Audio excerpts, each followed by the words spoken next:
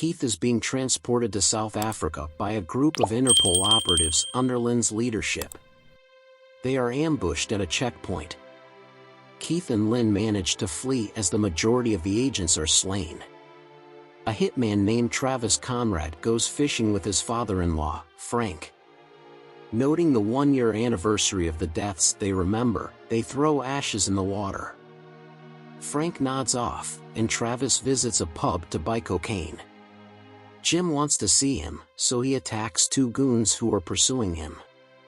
Travis is offered $1 million by Jim every day to clear up the failed attempt to kill Keith and Lynn. He initially says he's retired, but the money persuades him to change his mind.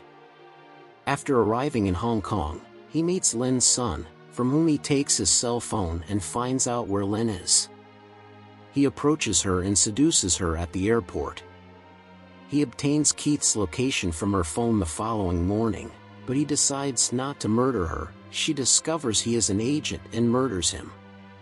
Red Mountain, Travis' organization, uses an untested technique to resurrect him. Jim, his buddy and former fellow Marine, tells him that they simply revived him to get the location, and the doctor intends to execute him when she returns, once he tells them Keith's whereabouts. With a scalpel in hand, Travis cuts his shackles. Upon the doctor's return, he murders a guard and discovers that he has a 24-hour countdown on his wrist. He tells Lynn not to make him regret not killing her as he flees with her as a captive. In his testimony against Red Mountain, Keith claims that the company coerced him into disposing of the corpses after testing the resurrection technique on more than 77 civilian subjects. Red Mountain attacks the building shortly after Jim gives his testimony, and he uses a clock tower to snipe multiple guards. Travis realizes Red Mountain has betrayed him, so he comes to help, and Lynn and Keith flee. Keith is killed in the course of the chase, but not before he obtained the memory card from the camera.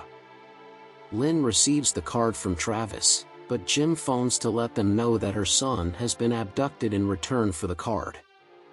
Travis makes the decision to assist her in getting him back and gathers explosives and weapons from a safe place. They go to the village where Red Mountain experimented on residents and ask for their assistance in exacting revenge. Travis is familiar with prisoner transfer procedures. They ambush and corner the convoy to get the youngster. Travis chooses to use his final 30 minutes of life to keep Red Mountain from chasing Lynn after telling her to get the testimony to the police. Claiming to be the prisoner, he coerces a lone Red Mountain agent into driving him to the base, whereupon he murders multiple guards and crashes the vehicle into the structure.